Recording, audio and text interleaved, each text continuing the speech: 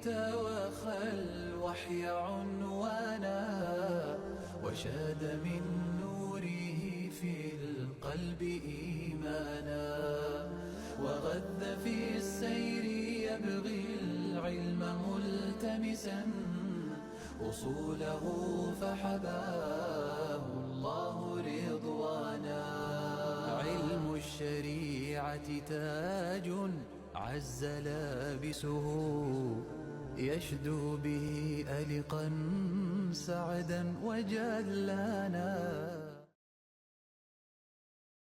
السلام عليكم ورحمة الله وبركاته. የተከበራችሁ መሻይኾቻችን ዱዓቶችና እንዲሁም ደግሞ ታላላቆቻችን በድጋሚ ታላቁን ኸሊፋ ሶስተኛውን ኸሊፋ ዑስማን ኢብኑ አፋንን የምንዘክርበት የምናወሳበትን ጀልሳ ላይ በድጋሚ ተገናኝተናል። የዛሬውን ጀልሳችን የሚያደምቁልን ሁለቱ አብዱሰላሞች ናቸው። የመጀመሪያው ሼኻችን ሼኽ አብዱሰላም አንዋር ይሆናሉ። ሁለተኛው ኡስታዝ አብዱሰላም ረሺድ ናቸው። ዑስማን እንደሚታወቀው እንደ ብዙ ሰሃቦች ከረሱል ሰለላሁ ዐለይሂ ወሰለም በረሱል ሰለላሁ ዐለይሂ ወሰለም ዙሪያ ከሚሰባሰቡ በርካታ ሰሃቦች መካከል በዋናነት እሳቸውን ሙላዘማ እንዳደረጉ ከእሳቸው እንደማይነጠሉና ከእሳቸው ብዙም እንደማይረቁ ከሚወሱ ሰሃቦች ውስጥ አንዱ ናቸውና የዑስማንን ረሱልን ሰለላሁ ዐለይሂ ወሰለም ዑስማን ምን ያህል ሙላዘማ ያደርጉ ነበር የሚለውን እና ከሱ ጋር ተያያዥነት ያላቸውን ነጥቦች ሁለቱ ሼኾች ያነሳሉ። በቅድሚያ ሼኽ አብዱሰላም ፈለተፈضل።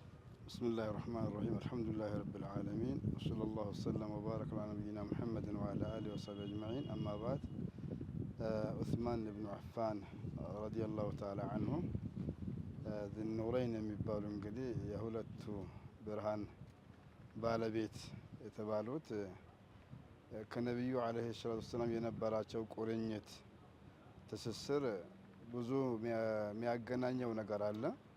አንደኛ የሁለቱ የነቢያችን ልጆች ባለቤት ናቸው። ሁለተኛ በዘር ሀረግም ቢሆን ከነቢዩ ዓለይሂ ሰላቱ ወሰላም የሚገናኙ ናቸው።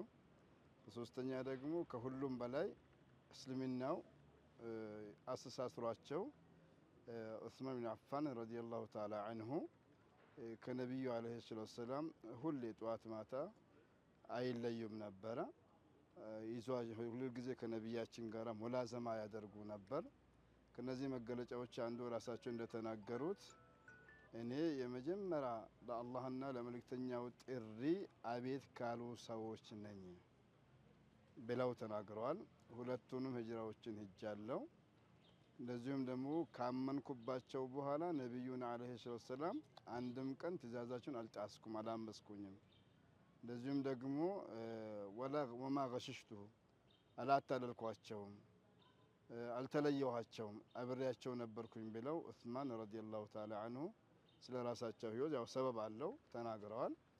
ከዛም ባሻገር ደግሞ ዑስማን ኢብኑ አፋን ረዲየላሁ ተዓላ አንሁ ከነቢያችን ላለመለየት የወሰዷቸው ትላልቅ እርምጃዎች አሉ። ከነዚህ መካከል ትልቅ ባለሀብትና ትልቅ ገንዘብ በንግድ ያንቀሳቅሱ ነበረ እና ራሳቸው ነበር የሚመሩት። መጨረሻ ከሰለሙ በኋላ ከነቢያችን ላለመለየት ሲሉ ያንን ስራቸውን ሁሉ እሳቸው የበላይ ጠባቂ ሆነው በወኪል ነው ያሰሩት ንግዳቸው መሆኑ ሲያንቀሳቅሱ የነበረው። ይሄም እንግዲህ ለእስልምናው ሙሉ ጊዜያቸውንም ራሳቸውንም የሰጡ መሆናቸውና ከነቢያችን ጋር አብሯቸው ነበረ። በተለያዩ ዘመቻዎችም ከነቢያችን ጋር አልተለዩም። በዒባዳቸውም ይሁን በመመካከራቸውም ቢሆን ከነቢያችን እንዳልተለዩ፣ በተለይም ደግሞ ቁርአንን ከነቢያችን ቃል በቃል ከሐፈዙ ሰሃባዎች ውስጥ አንዱ ዑስማን ናቸው። ከዛም አልፎ ካቲበል ወሕይ ዋሂን ከሚጽፉ ታዋቂ ሰሃባዎች መካከል አንዱ ዑስማን ናቸው። በነቢያችን ጊዜ ቁርአንን ከሸመደዱ ከሐፈዙ ሰሃባዎች አንዱ ናቸው።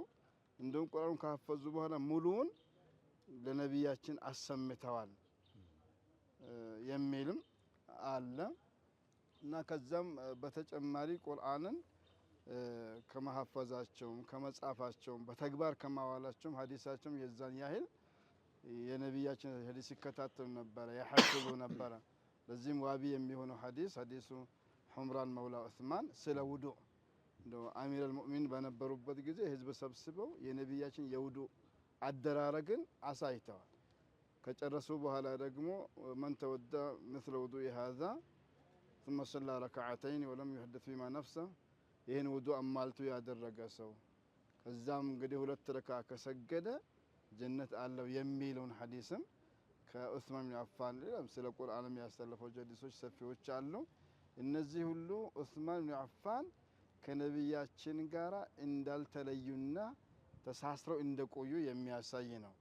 ሌላው ነብዩ አለይሂ ሰላቱ ሰላም ከዑስማን ብን አፋን ጋራ መገናኘትን ሁሉ ይናፍቁ ነበረ። በአንድ ወቅት ላይ ነቢያችን የሆነ ቦታ ሆነው ቁጭ ባሉበት አቡበክርም መጥተዋል፣ ዑስማንም መጥተዋል፣ ማነው ዑመርም መጥተዋል፣ ዑስማንም መጥተዋል። በዛው አጋጣሚ አንድ ቀን ደግሞ አቡበክርም ሲገቡ ነቢያችን ጭናቸውን ትንሽ ገለጥ አድርገው ነበረ፣ አልሸፈኑም። ዑመርም ሲገቡ አልሸፈኑም። ዑስማን ሲገቡ ሸፈንፈን ብሎ ሰብሰብ ብለው ቁጭ ሲሉ አይሻ ጠየቁ። ሌሎቹ ሲገቡ ዝም ብለው ነበረ። ዑስማን ሲገቡ ደግሞ እንዴት ሲሏቸው አላ አስተሒ ሚን ረጁልን ተስተሒ ለሁል መላኢካው ከማ ቃለ እንደው መላኢካዎች ሀያ ለሚያደርጉለት ሰው ሀያ አላደርግም ወይ ብለው ነቢዩ አለይሂ ሰላቱ ሰላም ተናግሮላቸዋል። እንደዚሁም ደግሞ ነቢዩ ታመው ዛሬ ከሱሐቦቼ አንዱ መጥቶ ከኔ ጋር ቢሆን ብለው አሰቡ። ከዛ ማን ይምጣ አቡበክር ይምጣ ስንላቸው ዝም አሉ። ዑመር ይምጡ ወይ ስንላቸው ዝም አሉ። ዑስማን ስንላቸው አዎ እሱ ይምጣ ብለው ከነቢያችንና ከዑስማን የነበራቸው ልዩ ቁርኝትና ትስስር በጣም የጠበቀ መሆኑና በሁሉም ዘመቻዎቻቸው የበድርም ዘመቻ ቢሆን ከምክንያት ጋራ ካልሆነ በስተቀር እንደተሳተፉ ነቢያችን ሐታ በገኒማው ድርሻ እንዳደረጉላቸው ይናገራሉ። የመጨረሻ አንድ ቀን አይሻ ረዲየላሁ ተዓላ አንሃ በጣም ተራብን፣ 4 ቀን ድረስ ምንም በቤት የሚቀመስ ሚላስ ጠፋ። ነቢያችን መጡና እንደው የሚበላ ነገር መጥቷል ወይ ብለው ጠየቁ። ምንም የለም አልኩኝ። ከዛ እሳቸው መስገጃቸውን ይዘው ቦታ እየቀያየሩ እየሰገዱ እሷም ዱዓ አድርጉ ብዬ ነበር አለች። እዛ ዑስማን መጡ። ዑስማን ሲመጡ ሁኔታዎችን ለዑስማን ለምን አነግርም ብዬ ስነግር ዑስማን ሄዱና በኩንታል የሚቆጠር ዱቄት፣ ቴምር፣ ሌሎችም ነገሮችን እንደውም የተጠበሱ ስጋዎችን የተገፈፉ በጎችን ሁሉ አመጡና ቤቱ ባንዴ ሞላ። ከዛም በኋላ ነቢያችን ሲመጡ ምን አለ ሲሉኝ ይሄን ሲነግራቸው ለዑስማን ብን አፋን ነቢያችን ሰለላሁ ዐለይሂ ወሰለም ዱዓ አደረጉ። እንደ ዑስማን በዱንያም በአኺራ የተከበረና ሁሉ ነገር የተሟላለት አድርግለት ብለው ዱዓ አደረጉ። እንግዲህ እኛም ጡላብ ዒልሞች ከዑለማዎቻችን ጋራ ከመሻይኾቻችን ጋራ ከመወጅሆቻችን ጋራ በዚህ መልኩ ቀርበን ጉዳያችንን በመፈጸም ዒልማቸውን በመቀሰም ሌላው ማሳለፍ እንደሚጠበቅብን ትምህርት ይሆናል ብዬ አስባለሁኝ። ወላሁ አዕለም። ጀዛከላሁ ኸይር። ሹክራን ሼክ አብዱሰላም አንዋር። በዚሁ ነጥብ ላይ ኡስታዝ አብዱሰላም ረሺድ ይጨምሩበታል። الله الرحمن الرحيم الحمد لله رب العالمين والصلاة والسلام على المبعوث رحمة للعالمين وعلى آله وصحبه أجمعين. ታላቁ ኸሊፋ ዑስማን ረዲየላሁ አንሁ ከነቢዩ አለይሂ ሰላቱ ወሰላም ጋር ያሳለፏቸውን በርካታ ጊዜዎች ያንንም ደግሞ ከሳቸው ጋር ለመሆንና ብዙ ጊዜ ለማሳለፍ ይፈልጉና ይወዱና ያንንም ለማድረግ ጥረት ያደርጉ እንደነበር የምናይበት ክፍል ነው። ዑስማን ኢብኑ አፋን ረዲየላሁ አንሁ ነቢዩ አለይሂ ሰላቱ ሰላም ጋር በቅርበት አብረው እንዲሆኑ የሚያግዙ በርካታ ነገሮች አሉ። ከነዛ መካከል አንዱ ቤተሰብ ናቸው፣ አማች ናቸው። ቤተሰብ መሆን አማች መሆን በራሱ ከዛ ቤተሰብ ጋር የሚያቀራርብ አንድ አጋዥ ነገር ነው። ሌላ ሁለተኛው ነገር ደግሞ ሚነ ሳቢቂና ኢለል ኢስላም ናቸው። ወደ እስልምና ቀድመው ከገቡ ሰዎች መካከል አንዱ እሳቸው በመሆናቸው የቀደሙት ደግሞ ነብዩ አለይሂ ሰላቱ ሰላም ጋር ቅርበት አላቸው። አላህ ዘንድም በደረጃ ቅርበት እንዳላቸው ሁሉ ማለት ነው። ሌላው ፋይናንሻል አቅማቸው የገንዘብ አቅማቸው ጠንካራ ስለነበረ ያንን ገንዘባቸውን ደግሞ ፊ ኑስረቲ ዳዕወቲ ረሱል ሰለላሁ ዐለይሂ ወሰለም የአላህ መልእክተኛ ዳዕዋን በማገዝ ላይ ተስኺር አድርገውት ነበር። እዛ ላይ ፈሰስ አድርገውት ነበር እና ሙአሪኾቹ ሲገልጹ እንደውም ነቢዩ ዐለይሂ ሰላቱ ወሰላም የዑስማንን ገንዘብ የተሰረፉ ፊህ አሕያናን ከማሊሂ እንደራሳቸው ገንዘብ ነበረ የሚገለገሉት። የሌላ ሰው ገንዘብም አድርገው አያስቡትም ነበረ። ሌላው ሰሓቦች ከነቢዩ ዐለይሂ ሰላቱ ወሰላም ጋር አብረው ነበሩ ስንል ያው ጊዜ ማሳለፋቸውን በትምህርት መቅሰማቸውን ለመጥቀስ ነው የምንጠቀመው።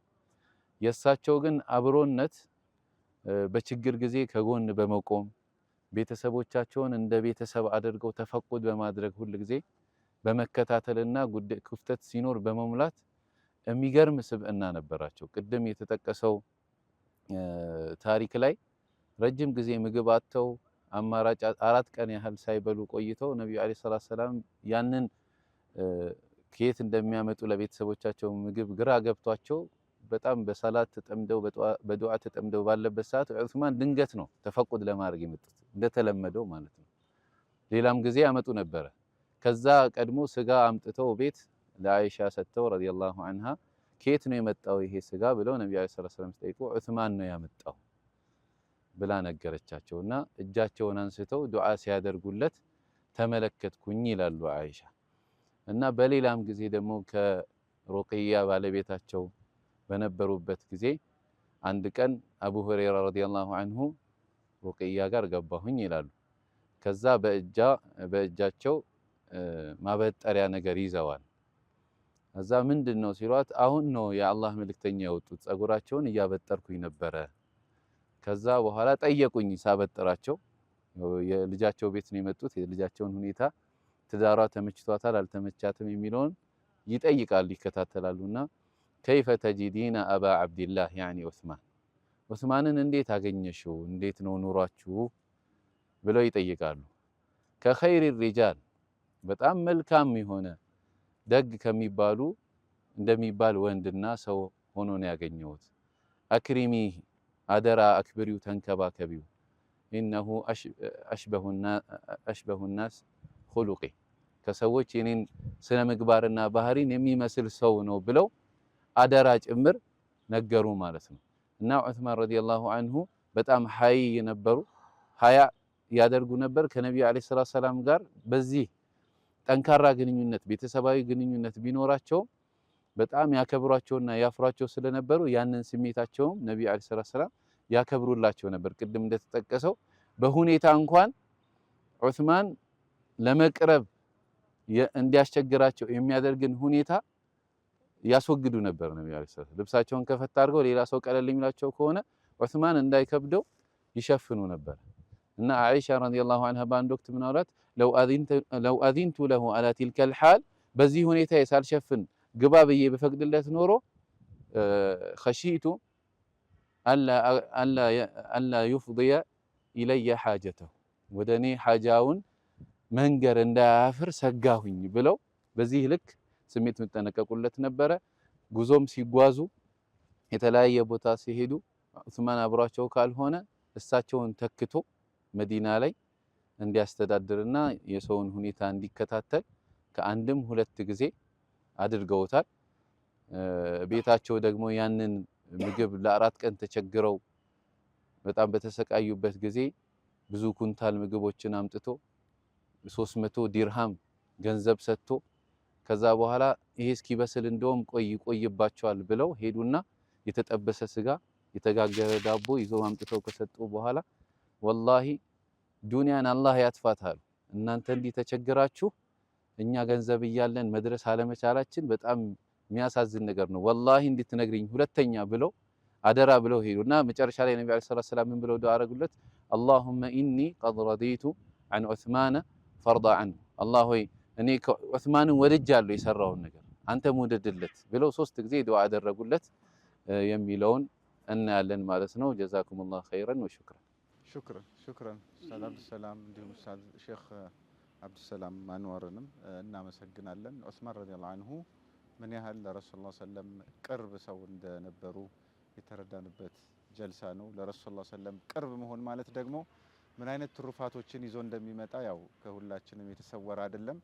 የረሱልን ሰለላሁ ዐለይሂ ወሰለም ተርቢያ በቅርብ ማግኘት፣ የእሳቸውን ኩትኮታ በቅርብ ማግኘት፣ የእሳቸውን ሱና በአይን እየኖሩ ከቅርብ ሆኖ መከታተል ይሄ በራሱ ትልቅ ፈድልና ደረጃ ነው። ረዲየላሁ ዐን ዑስማን ወጀዛኩሙላሁ جميعا على هذا البرنامج وهذه الجلسة والسلام عليكم ورحمة الله وبركاته. عليكم السلام ورحمة الله. لجيل توخى الوحي عنوانا وشاد من نوره في القلب إيمانا وغذ في السير يبغي العلم ملتمسا أصوله فحباه الله رضوانا. علم الشريعة تاج عز لابسه يشدو به ألقا سعدا وجلانا.